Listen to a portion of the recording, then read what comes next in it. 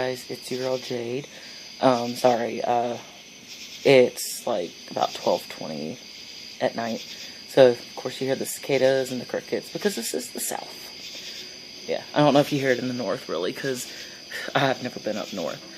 I tried doing this video earlier, but my niece was awake and I'm watching her, or she's over at the house until Friday. Today is, now it's Wednesday because it is after midnight. And I tried recording this video then, and she just kept coming outside, so don't mind, I am smoking a cigarette right now because this is a very sensitive subject on what's going on, and the first time I did this video, I had to stop it anyway.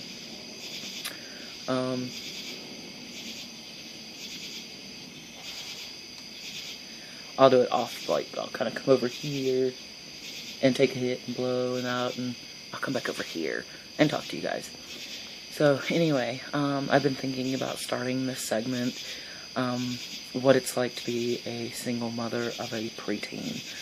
My daughter is 11 years old.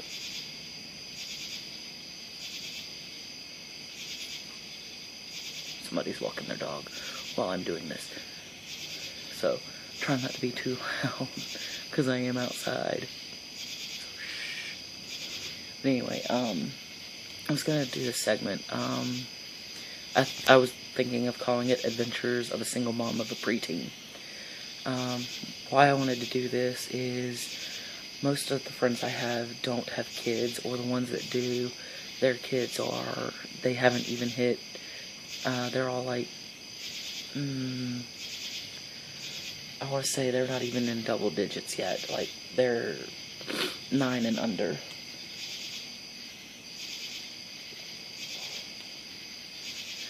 So, like, I don't know, it's just, I guess this would be my way of putting it onto, like, a video instead of writing it down in a journal, because I've never been good at those. I've always tried starting them, and just, they end up getting lost, or I write 1 or 2 pages, and then I'm done. I never write in them again, and I'll find them, like, years down the road.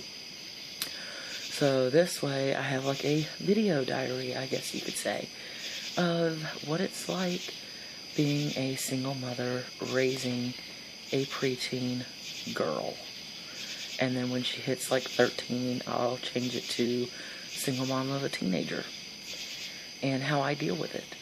But sorry, it's like 90 degrees out here, so I'm like sweating. It's like really hot. So anyway, why I was gonna do this was my family knows about it, and my manager at my job knows about it. My daughter was still 10. She turned 11 May 26th. About a week or 2 before her birthday. Her birthday was the day after the last day of school. So no, it was about a week before her birthday. Not even a week. It was like the same week of. Yeah.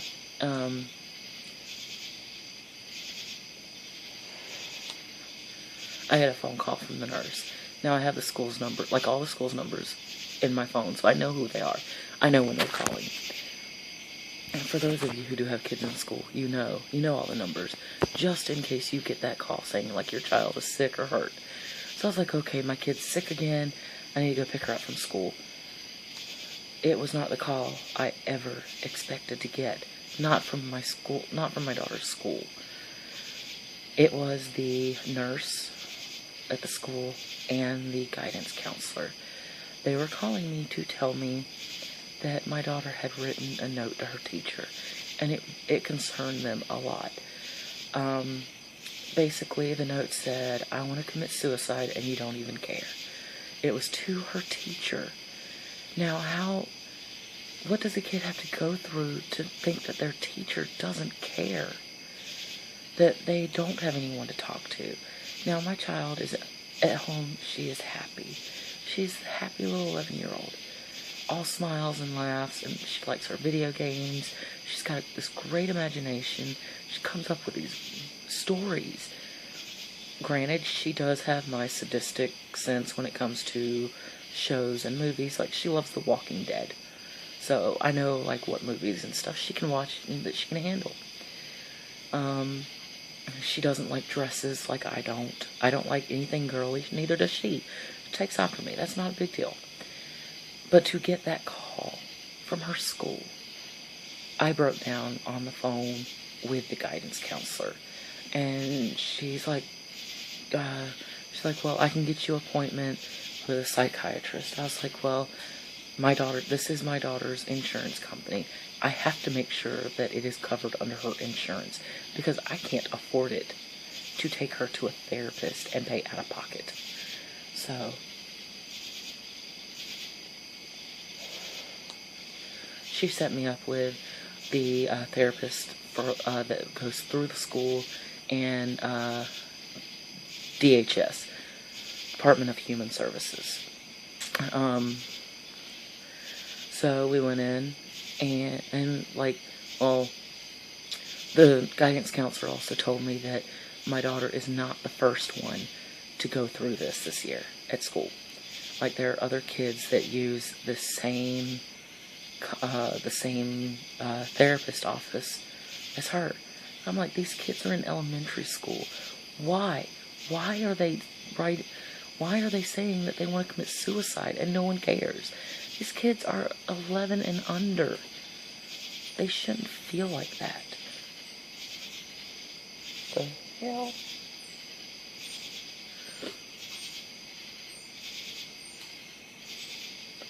There's like this weird squeaky noise. I think it's a bird. So anyway, it's like, these kids are so young. Why do they think suicide? Why are they thinking of suicide, you know? And I've had friends that have been suicidal. I've stayed up with my best friend all night long just to make sure he didn't kill himself. But to have my own daughter, that hurt. 'Cause, you know, these thoughts go through your mind of, what am I doing wrong? Why is my child feeling this way? It's got to be something I've done. If you're a parent, you know those feelings, that you're always fucking up with your children. So get the appointment set up that day. That, like, less than 2 hours later, they called me. And they're like, here's your appointment. It's at this time. It's here. This was on a Tuesday that I got this call. Her appointment was on a Thursday. So I called the school and I was like, I'm keeping her out of school today. My child's well-being is more important than her going to school. And besides, you guys are going to mark her absent anyway. Her school, if you check them out before 11:45, they're marked absent, no matter what. And people at the school were like, that's okay, just bring us the note saying you made it to the appointment. It will be an excused absence. We know what's going on. So I take her in, and she talks to the lady. And I had to fill out this questionnaire. Like, they ask questions like, is there depression in your family?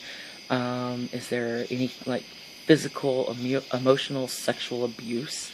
Has anyone in your family ever been raped? Or have you ever been raped? Like, it had a you section and, about your family section.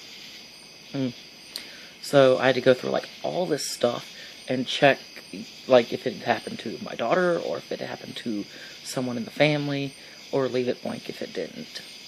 So, and the first two, depression. Yes, depression's been in my family. I've dealt with depression. My mom dealt with it. There's anxiety in my family. My sister has panic attacks. My mom had social anxiety. So, right away, the therapist looked at all that, and she talked to my daughter. I was in the room, of course, because my daughter is so young. I was allowed in the room with her. It wasn't something that they told me to get out of the room for, thankfully, because I wanted to hear what she was saying. And they diagnosed her with depression and anxiety. And if you've ever had both of those, that is very rough on a child. It's rough on an adult, but a kid, when they're going through all these hormones and everything, like the hormones changing. Granted, my daughter went through, like, hit puberty, or did all the puberty stuff at 9. So she's had that going. That's no big deal. She deals with it just fine. But to have anxiety and depression at the same time, it's got to be rough. Especially on an 11-year-old girl, about to start middle school. And that's going to be rough on her. And the fact that she, I don't know, she's happy-go-lucky kid at home. And I never saw the signs of it. I never even talked to her about it. So to all my parent friends out there, or anyone watching this, if you are a parent and you have, if you have kids, talk to them. They don't even have to be biological kids to you. You be a step-parent. Talk to the kids. Because that's the only way you're going to know. I didn't know until she said it to until she wrote a note to a teacher. She never told me she was feeling depressed or she had such high anxiety about certain things. Because she was happy at home. She didn't think she needed to tell me. If you notice your kid is saying she's sick all the time, doesn't want to go to school, and my child loves school. That's what got me, is like the only time she wouldn't go to school, and even then she would fuss if I made her stay home when she was sick, because she loves school. And then this year she's missed so many days of school, saying that she just didn't feel good in the morning, like she was sick. She spent a week out of school just for gastroenteritis. When that hit, like, over 100 kids at a school in Gwinnett County. So I took her to the doctor for that. She had it, but so if you see your kids like loving school and then not wanting to go, saying they're sick, talk to them. And if you think they're young, they're too young to understand, they're not. I thought 10 years old they wouldn't have a care in the world. They'd just be happy-go-lucky kids. And my daughter showed me that that's not the case. So, talk to your kids, let them know that they can come to you. Because I guess she didn't know how I would react, or she didn't want to worry me. And, yeah. But it worried me a lot more that she didn't come to me. And the guidance counselor, the nurse, even the psychiatrist or the therapist at the place told me that they were surprised that I didn't know, because we are so close, and they know that just by talking to her. So I'm like her best friend, like a mom should be, but a mom should also be a mom. So I did talk to her, and she knows she can come to me if she has problems, like just trying to get words out. She knows she can write it down. Give your kids those options. Tell them they can write it down and give you a piece of paper, and you won't think any less of them. You're there to help them. So, yeah. So, this will be my first installment of Adventures of a Single Mom of a Preteen. So, anyway, I guess that'll just be tips or how I handle things. It may not work with everyone, but it's how I do it. So, yeah, and it'll be something else that I can do to fill the void between all the paranormal stuff. And it'll give you a glimpse even further into my crazy life. And on a side note, yes, my daughter does talk to her father before I get any kind of questions. He actually lives in Florida. I'm in Georgia, so they don't see each other. My daughter has a cell phone, has had one since beginning of the year, I would say.